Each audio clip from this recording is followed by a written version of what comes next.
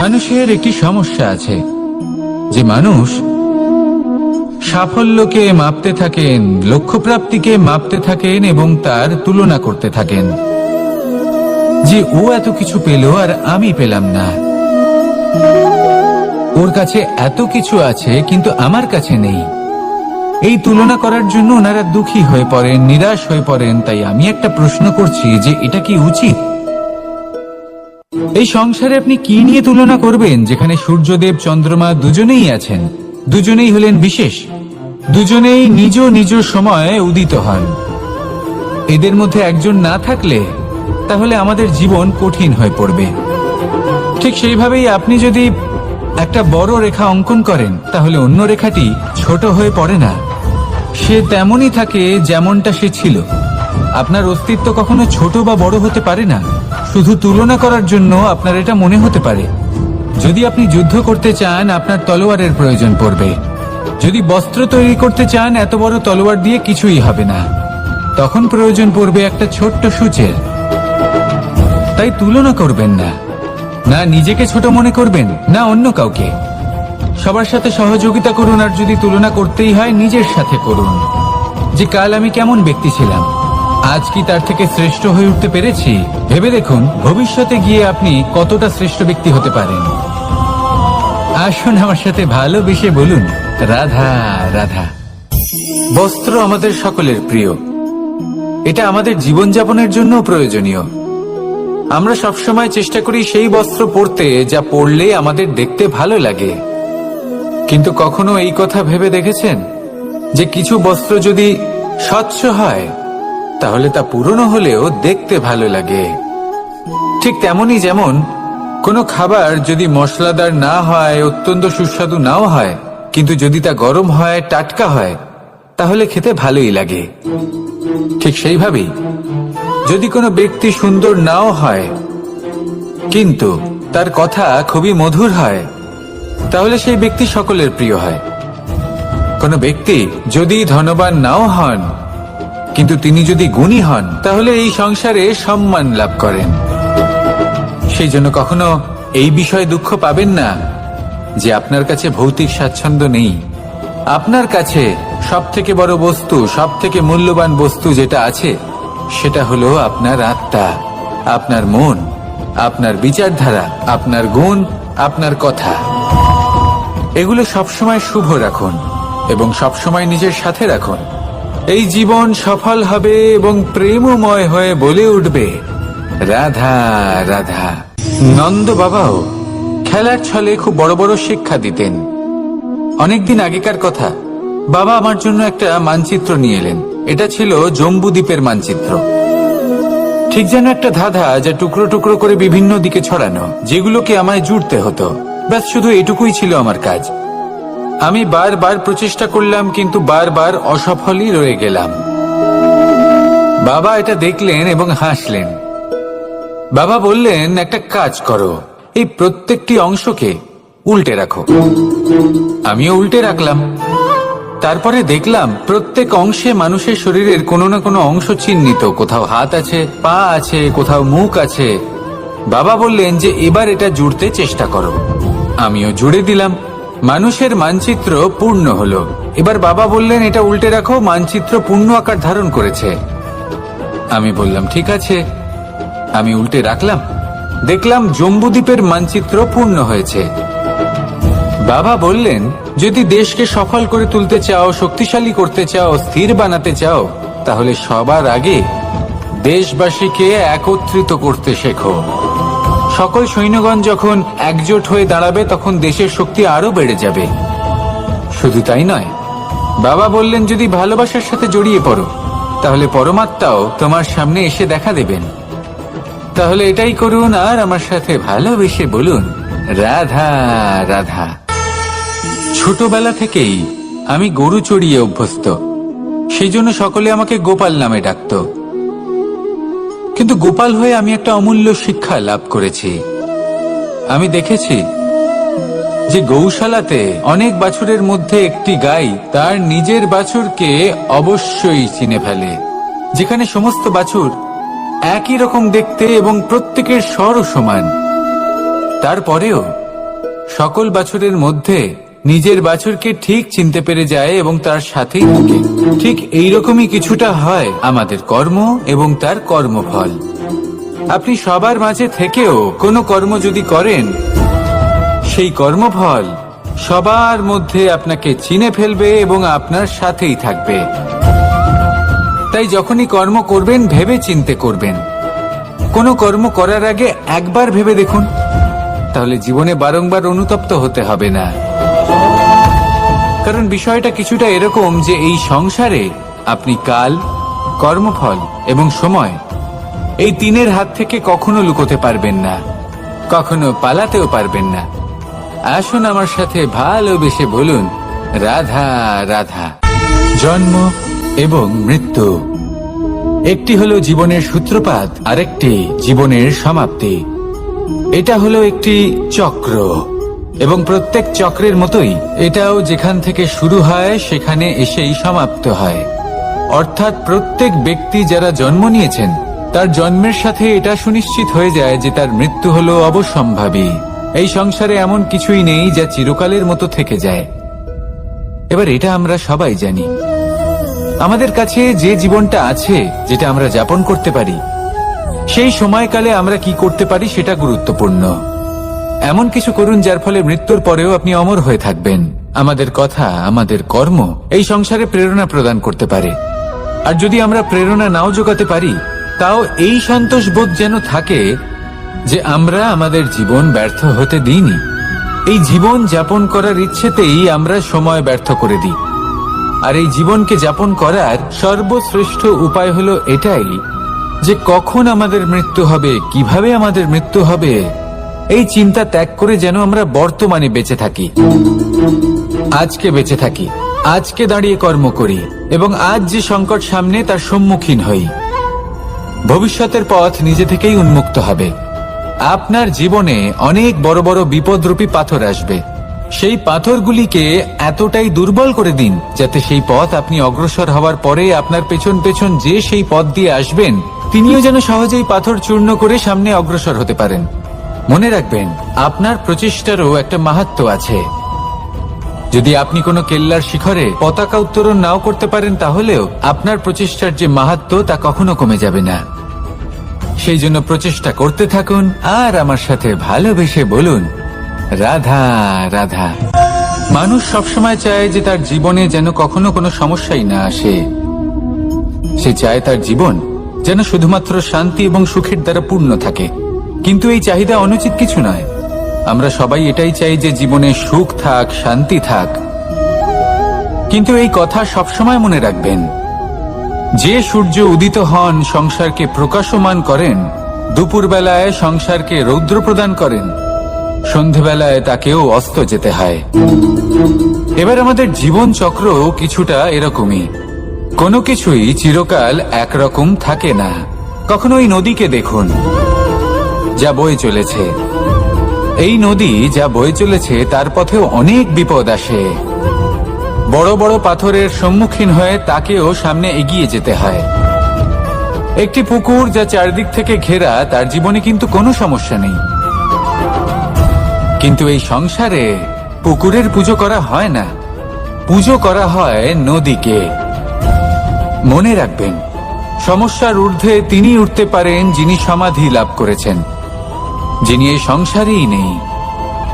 যিনি এই সংসারে আছেন এবং জীবিত আছেন, তার জীবনের সমস্যা হলো শ্বাসবায়ুর মতোই গুরুত্বপূর্ণ। আসুন আমার সাথে ভালোবেসে বলুন, রাধা রাধা। বন হলো আমাদের সবারই প্রিয়। সেখানকার সৌন্দর্য, শান্তি, সেখানকার পরিবেশ আমাদের সকলের ভালো লাগে এবং সেখান থেকে আমরা কাঠ পাই, যা সংসারে আমাদের জীবনে আমাদের খুব সহায়ক হয়ে ওঠে। এর দ্বারা আমরা অনেক কিছুই প্রাপ্ত করতে পারি। অনেক বাদ্যযন্ত্র আমরা লাভ করতে পারি। এর অনেকভাবে প্রয়োগ সম্ভব। কিছু কাঠ অত্যন্ত সুগন্ধি হয় যা আমরা ঈশ্বরকে নিবেদন করি, যেমন চন্দন। এবার ভাবুন, একজন অসাবধানী ব্যক্তি, তার হাত থেকে ছোট্ট একটা আগুনের ফুলকি যদি সেখানে পড়ে, তাহলে তা সমগ্র বনকে ভস্ম করে দিতে পারে। আর যখন এই আগুন ছড়িয়ে পড়ে তখন তা কাউকে রেহাই দেয় না। অন্য বৃক্ষকে নয়, পাতাকে নয়, ফলকে নয়, কাঁটাকে নয়, কাউকে নয়, পথে যাকে পায় তাকেই ভস্ম করে দেয়। এই ছোট্ট আগুনের ফুলকি। কিন্তু এই ছোট্ট আগুনের ফুলকি সবার আগে কাকে ভস্ম করে? সেই সকল ছোট ছোট শুকনো পাতা, সেই ছোট ছোট গাছের ডাল। ঠিক সেইভাবেই আপনার জীবনে একজন খারাপ ব্যক্তি এসে হয়তো আপনার সমগ্র জীবন ধ্বংস করে দিতে পারে। আর আপনার এই জীবনে এই ছোট ছোট শুকনো পাতা এবং এই ছোট ছোট শুকনো কাঠ আপনার ছোট ছোট স্বার্থ। আপনার স্বার্থের দ্বারা এই অশুভ ব্যক্তি আপনার মনে অশুভ আবেগ বাড়িয়ে তুলবে এবং আস্তে আস্তে আপনার জীবন শেষ করে দিতে পারে। তাই মনে রাখবেন, এই জীবন অমূল্য। আপনি হলেন অমূল্য। এই জীবন যাপন করুন এবং এই জীবনের কাছে পৌঁছানোর দ্বার আর কোথাও নেই, আপনার কাছেই আছে। আপনার মনে, আপনার বিবেকে, আপনার দৃষ্টিভঙ্গিতে, আপনার ভাবনাতেই আছে। এই দ্বারকে খুলুন। জীবন সফল হবে আর ভালোবেসে বলবে, রাধা রাধা। কথায় আছে যে স্বপ্ন এবং লক্ষ্য হলো একটি মুদ্রারই দুটি দিক। যতক্ষণ না স্বপ্ন দেখছেন ততক্ষণ বুঝবেন কি করে আপনার লক্ষ্য কি? স্বপ্ন দেখে যদি নিজের লক্ষ্য বুঝতে পারেন, সেটা পেতে চান, তবেই সেটা লাভ করতে পারবেন। কিন্তু স্বপ্ন এবং লক্ষ্য, এই দুইয়ের মধ্যে একটা ভারসাম্য রয়েছে যেটা বজায় রাখা প্রয়োজনীয়। একে আমরা বলে থাকি পরিশ্রম। দেখুন, যদি আপনি স্বপ্ন দেখতে চান তাহলে পরিশ্রম ত্যাগ করে নিদ্রা লাভ প্রয়োজন। কিন্তু যদি আপনি লক্ষ্য লাভ করতে চান তাহলে আপনাকে নিদ্রা ত্যাগ করে পরিশ্রম করতে হবে। তাই আলস্য ত্যাগ করুন এবং সিদ্ধান্ত নিন যে আপনি কি চান। আপনার জীবনের এই তুলাদণ্ডে স্বপ্নের পাল্লা ভারী হওয়া প্রয়োজন নাকি লক্ষ্যের? আমার মতে এই দুইয়ের মধ্যে যদি ভারসাম্য বজায় রাখেন তবে পথ নিজে থেকেই সামনে আসবে। শুধু সেই পথে অগ্রসর হতে থাকুন এবং আমার সাথে ভালোবেসে বলুন, রাধা রাধা। আমরা সবাই জীবনে সুখ লাভ করতে চাই। শুধু জীবনে কেন, জীবনের পরেও আমরা সুখ লাভ করতে চাই। আমরা সকলে স্বর্গের কামনা করি। কিন্তু খুব সহজ একটা কথা, যদি আপনি স্বর্গ লাভ করতে চান তাহলে প্রথমে মৃত্যু লাভ করতে হবে।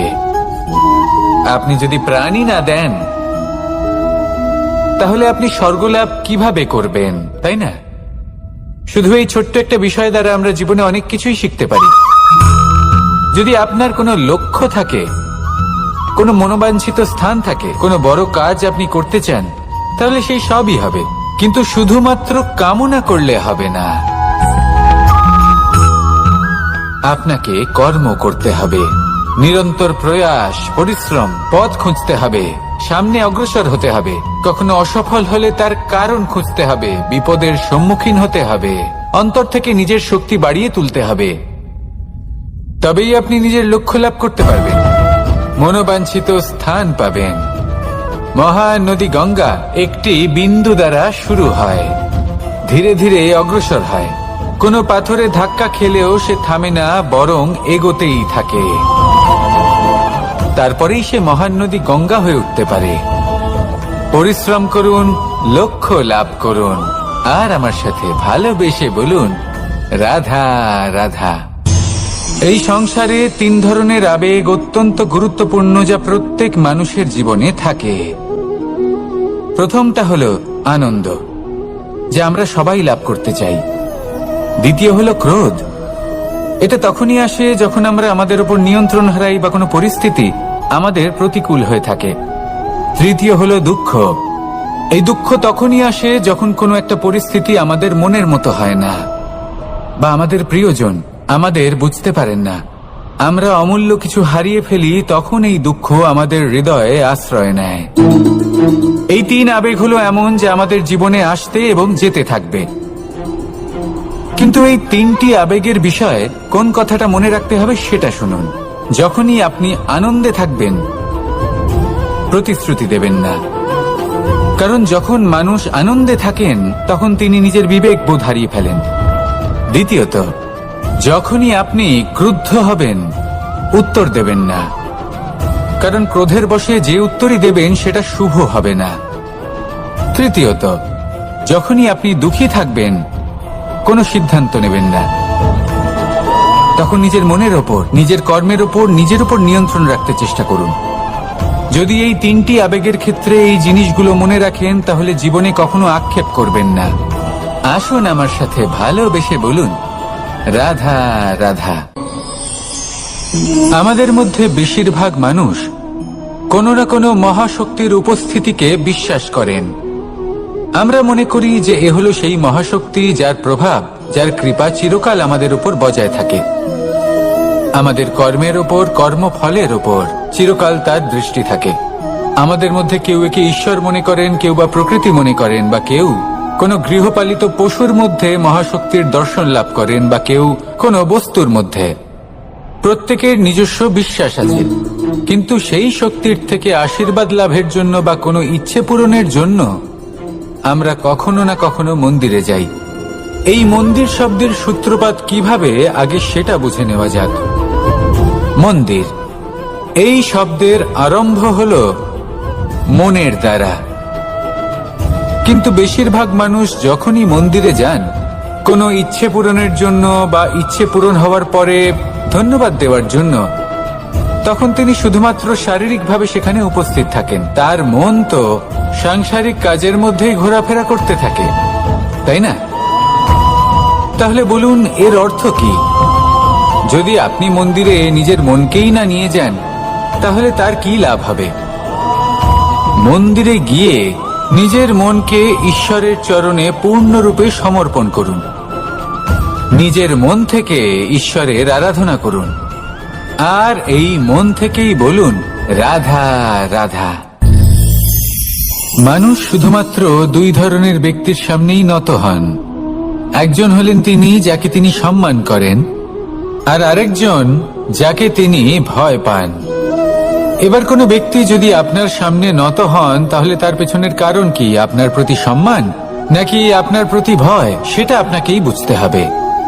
যদি আপনি এমন মনে করেন যে তাতে কি যায় আসে, ভয় হোক বা সম্মান, কেউ আমার সামনে নত তো হচ্ছেন, যদি এটা আপনার চিন্তা ভাবনা হয়, তাহলে আপনাকে মনে করিয়ে দিই, এই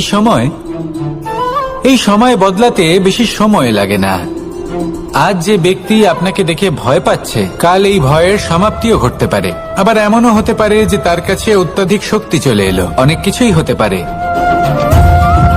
তাই মনে রাখবেন, যে মাথা ভয়ের কারণে নত হয় তা সময় এলে সবার আগে বিরোধিতা করতে পারে, আর যে মাথা সম্মানের কারণে নত হয় আপনার জন্য নিজের শিরচ্ছেদও সে করতে পারে। তাই সকলকে আপন করে নিন, কিন্তু ভয় প্রয়োগ করে নয়।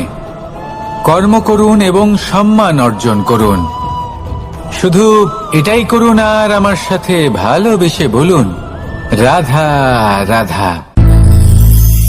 সূচের শেষে একটি ছিদ্র থাকে, যার দ্বারা আমরা এই সুতো পরাতে পারি, আর তারপর সূচের সাহায্যে এই সুতো দিয়ে বস্ত্র সেলাই করা যায়। কিন্তু যদি সুতোটা সোজা করে ধরা না হয়, তাহলে সূচে কখনো এই সুতো পরানোই সম্ভব নয়। যদি এতে কোনো গিঁট পড়ে, তখন তা কখনোই এই ছিদ্র দ্বারা প্রবেশ করা সম্ভব নয়। ঠিক এইভাবেই যদি আপনি কারোর জীবনে প্রবেশ করতে চান, কারোর অন্তরে প্রবেশ করতে চান, তাহলে আপনাকেও সহজ থাকতে হবে। এতে কোনো গিঁট থাকলে চলবে না, অর্থাৎ মনে যাতে কোনো মালিন্য না থাকে, যেন কোনো কুচিন্তা না থাকে। যদি এসব থাকে, তাহলে আপনি কখনো কারোর জীবনে প্রবেশ করতে পারবেন না। আর যদি কোনোভাবে আপনি প্রবেশ করেও যান, তাহলে তার মনে ঘর করতে পারবেন না। নিজেকে এই সুতোর মতন করে তুলুন, সহজ। মনে যেন কোনো কুচিন্তা না থাকে, সবার প্রতি যেন সদ্ভাবনা থাকে, শুভ চিন্তা থাকে। এমনটা করতে থাকুন।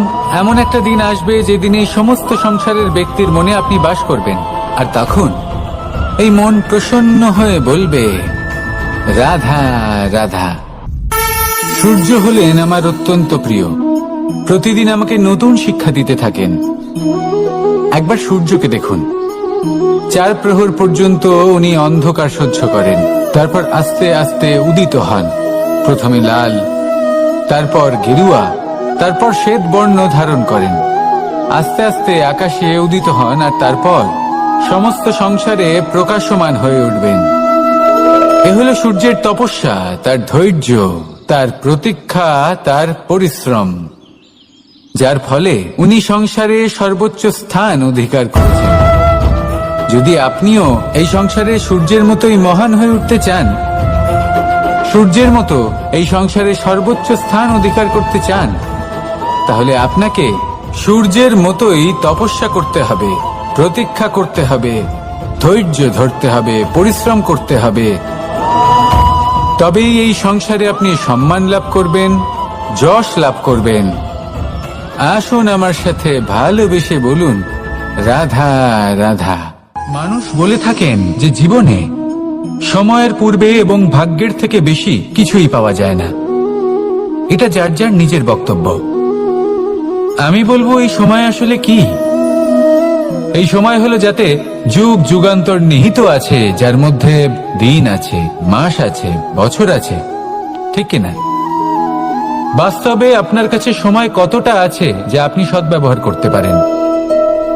তখন থেকে আছে যখন থেকে আপনি নিজেকে বুঝতে শুরু করেন। ততক্ষণ আছে যতক্ষণ না আপনি এই সংসার ছেড়ে চলে যাচ্ছেন।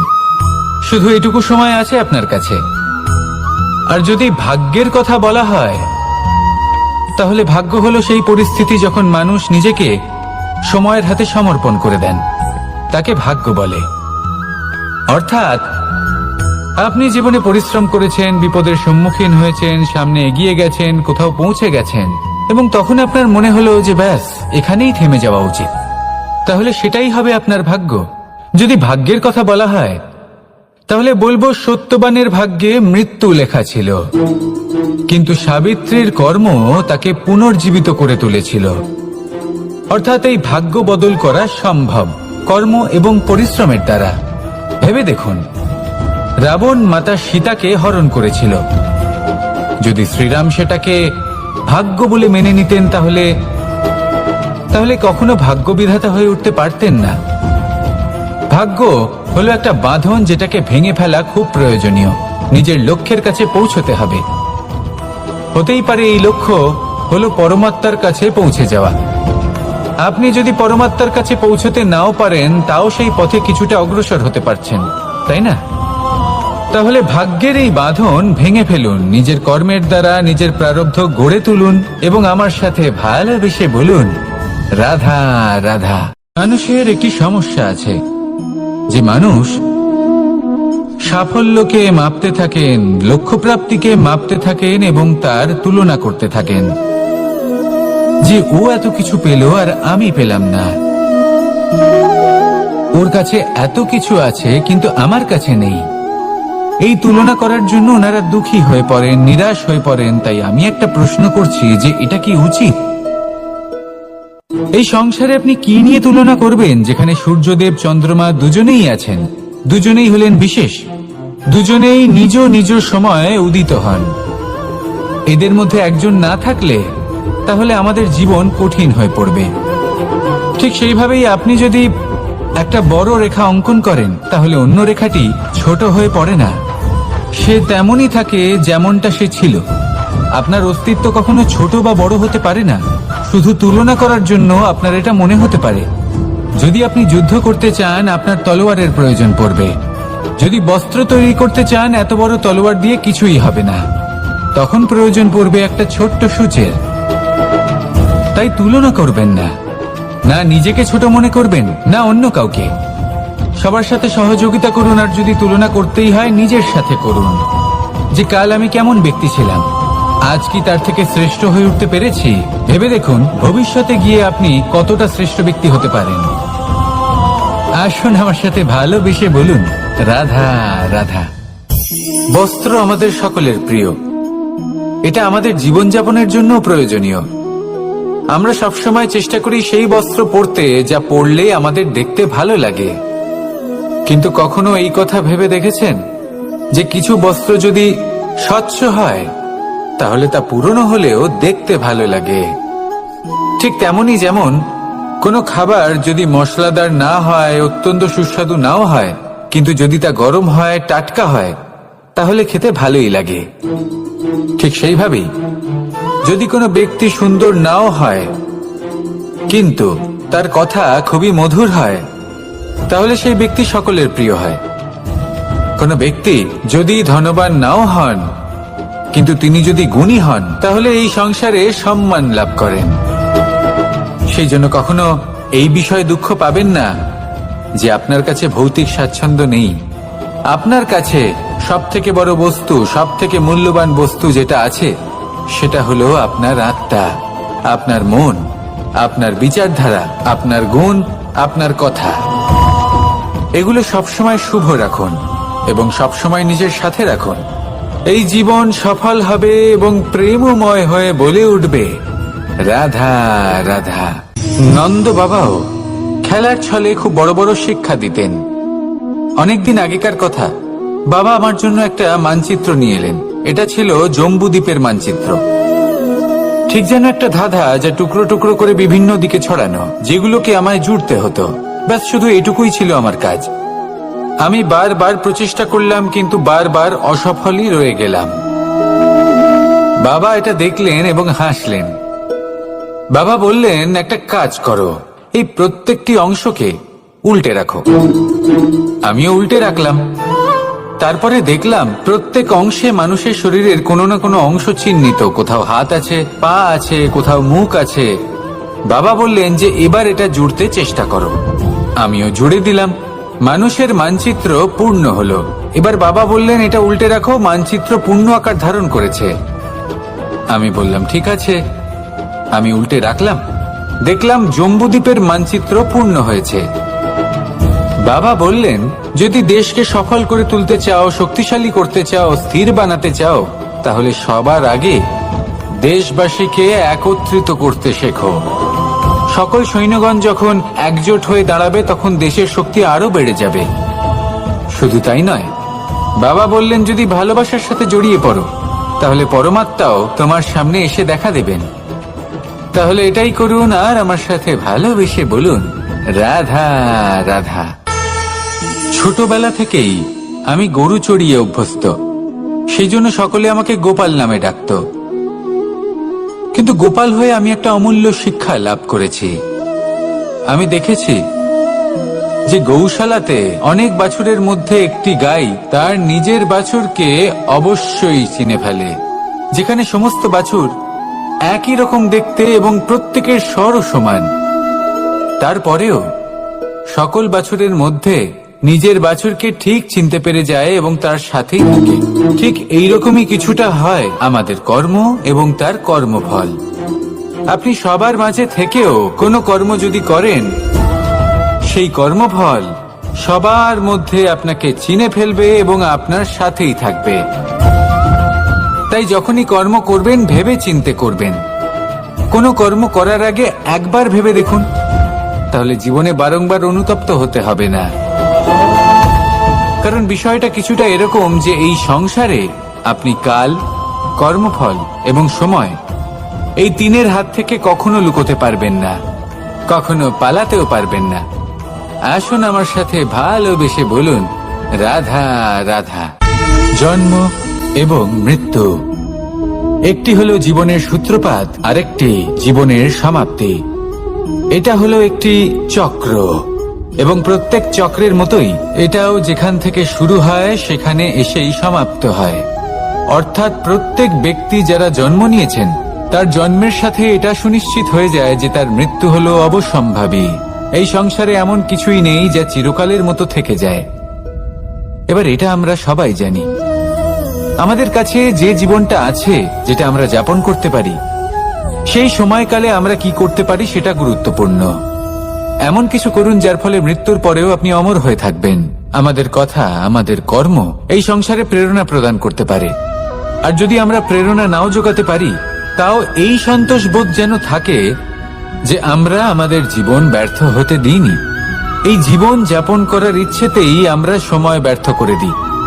আর এই জীবনকে যাপন করার সর্বশ্রেষ্ঠ উপায় হলো এটাই যে কখন আমাদের মৃত্যু হবে, কিভাবে আমাদের মৃত্যু হবে, এই চিন্তা ত্যাগ করে যেন আমরা বর্তমানে বেঁচে থাকি, আজকে বেঁচে থাকি, আজকে দাঁড়িয়ে কর্ম করি এবং আজ যে সংকট সামনে তার সম্মুখীন হই।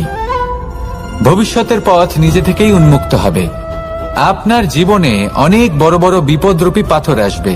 সেই পাথরগুলিকে এতটাই দুর্বল করে দিন যাতে সেই পথ আপনি অগ্রসর হওয়ার পরে আপনার পেছন পেছন যে সেই পথ দিয়ে আসবেন তিনিও যেন সহজেই পাথর চূর্ণ করে সামনে অগ্রসর হতে পারেন। মনে রাখবেন, আপনার প্রচেষ্টারও একটা মাহাত্ম্য আছে। যদি আপনি কোনো কেল্লার শিখরে পতাকা উত্তোলন নাও করতে পারেন, তাহলেও আপনার প্রচেষ্টার যে মাহাত্ম্য তা কখনো কমে যাবে না। সেই জন্য প্রচেষ্টা করতে থাকুন আর আমার সাথে ভালোবেসে বলুন, রাধা রাধা। মানুষ সবসময় চায় যে তার জীবনে যেন কখনো কোনো সমস্যাই না আসে।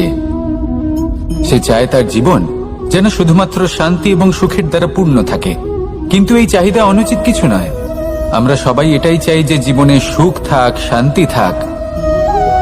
কিন্তু এই কথা সবসময় মনে রাখবেন, যে সূর্য উদিত হন সংসারকে প্রকাশমান করেন, দুপুরবেলায় সংসারকে রৌদ্র প্রদান করেন, সন্ধ্যেবেলায় তাকেও অস্ত যেতে হয়। এবার আমাদের জীবন চক্র কিছুটা এরকমই। কোনো কিছুই চিরকাল একরকম থাকে না। কখনো এই নদীকে দেখুন যা বয়ে চলেছে। এই নদী যা বয়ে চলেছে তার পথেও অনেক বিপদ আসে। বড় বড় পাথরের সম্মুখীন হয়ে তাকেও সামনে এগিয়ে যেতে হয়। একটি পুকুর যা চারদিক থেকে ঘেরা, তার জীবনে কিন্তু কোনো সমস্যা নেই। কিন্তু এই সংসারে পুকুরের পুজো করা হয় না, পুজো করা হয় নদীকে। মনে রাখবেন, সমস্যার ঊর্ধ্বে তিনি উঠতে পারেন যিনি সমাধি লাভ করেছেন, যিনি এই সংসারেই নেই। যিনি এই সংসারে আছেন এবং জীবিত আছেন, তার জীবনের সমস্যা হলো শ্বাসবায়ুর মতোই গুরুত্বপূর্ণ। আসুন আমার সাথে ভালোবেসে বলুন, রাধা রাধা। বন হলো আমাদের সবারই প্রিয়। সেখানকার সৌন্দর্য, শান্তি, সেখানকার পরিবেশ আমাদের সকলের ভালো লাগে এবং সেখান থেকে আমরা কাঠ পাই, যা সংসারে আমাদের জীবনে আমাদের খুব সহায়ক হয়ে ওঠে। এর দ্বারা আমরা অনেক কিছুই প্রাপ্ত করতে পারি। অনেক বাদ্যযন্ত্র আমরা লাভ করতে পারি। এর অনেকভাবে প্রয়োগ সম্ভব। কিছু কাঠ অত্যন্ত সুগন্ধি হয় যা আমরা ঈশ্বরকে নিবেদন করি, যেমন চন্দন। এবার ভাবুন, একজন অসাবধানী ব্যক্তি, তার হাত থেকে ছোট্ট একটা আগুনের ফুলকি যদি সেখানে পড়ে, তাহলে তা সমগ্র বনকে ভস্ম করে দিতে পারে। আর যখন এই আগুন ছড়িয়ে পড়ে, তখন তা কাউকে রেহাই দেয় না। অন্য বৃক্ষকে নয়, পাতাকে নয়, ফলকে নয়, কাঁটাকে নয়, কাউকে নয়, পথে যাকে পায় তাকেই ভস্ম করে দেয়। এই ছোট্ট আগুনের ফুলকি। কিন্তু এই ছোট্ট আগুনের ফুলকি সবার আগে কাকে ভস্ম করে? সেই সকল ছোট ছোট শুকনো পাতা, সেই ছোট ছোট গাছের ডাল। ঠিক সেইভাবেই আপনার জীবনে একজন খারাপ ব্যক্তি এসে হয়তো আপনার সমগ্র জীবন ধ্বংস করে দিতে পারে। আর আপনার এই জীবনে এই ছোট ছোট শুকনো পাতা এবং এই ছোট ছোট শুকনো কাঠ আপনার ছোট ছোট স্বার্থ। আপনার স্বার্থের দ্বারা এই অশুভ ব্যক্তি আপনার মনে অশুভ আবেগ বাড়িয়ে তুলবে এবং আস্তে আস্তে আপনার জীবন শেষ করে দিতে পারে। তাই মনে রাখবেন, এই জীবন অমূল্য। আপনি হলেন অমূল্য। এই জীবন যাপন করুন এবং এই জীবনের কাছে পৌঁছানোর দ্বার আর কোথাও নেই, আপনার কাছেই আছে। আপনার মনে, আপনার বিবেকে, আপনার দৃষ্টিভঙ্গিতে, আপনার ভাবনাতেই আছে। এই দ্বারকে খুলুন। জীবন সফল হবে আর ভালোবেসে বলবে, রাধা রাধা। কথায় আছে যে স্বপ্ন এবং লক্ষ্য হলো একটি মুদ্রারই দুটি দিক। যতক্ষণ না স্বপ্ন দেখছেন ততক্ষণ বুঝবেন কি করে আপনার লক্ষ্য কি? স্বপ্ন দেখে যদি নিজের লক্ষ্য বুঝতে পারেন, সেটা পেতে চান, তবেই সেটা লাভ করতে পারবেন। কিন্তু স্বপ্ন এবং লক্ষ্য, এই দুইয়ের মধ্যে একটা ভারসাম্য রয়েছে যেটা বজায় রাখা প্রয়োজনীয়।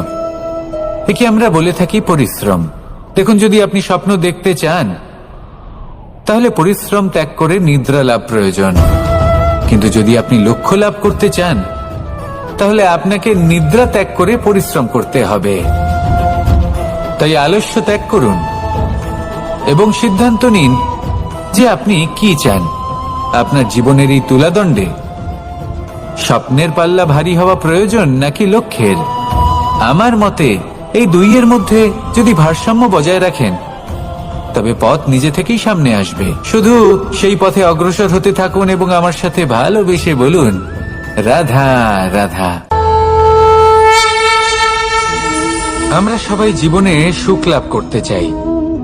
শুধু জীবনে কেন, জীবনের পরেও আমরা সুখ লাভ করতে চাই। আমরা সকলে স্বর্গের কামনা করি। কিন্তু খুব সহজ একটা কথা, যদি আপনি স্বর্গ লাভ করতে চান তাহলে প্রথমে মৃত্যু লাভ করতে হবে। আপনি যদি প্রাণই না দেন তাহলে আপনি স্বর্গ লাভ কিভাবে করবেন, তাই না? শুধু এই ছোট্ট একটা বিষয় দ্বারা আমরা জীবনে অনেক কিছুই শিখতে পারি। যদি আপনার কোনো লক্ষ্য থাকে, কোনো মনোবাঞ্ছিত স্থান থাকে, কোনো বড় কাজ আপনি করতে চান, তাহলে সেই সবই হবে। কিন্তু শুধুমাত্র কামনা করলে হবে না, আপনাকে কর্ম করতে হবে, নিরন্তর প্রয়াস, পরিশ্রম, পথ খুঁজতে হবে, সামনে অগ্রসর হতে হবে। কখনো অসফল হলে তার কারণ খুঁজতে হবে, বিপদের সম্মুখীন হতে হবে, অন্তর থেকে নিজের শক্তি বাড়িয়ে তুলতে হবে। তবেই আপনি নিজের লক্ষ্য লাভ করতে পারবেন, মনোবাঞ্ছিত স্থান পাবেন। মহান নদী গঙ্গা একটি বিন্দু দ্বারা শুরু হয়, ধীরে ধীরে অগ্রসর হয়।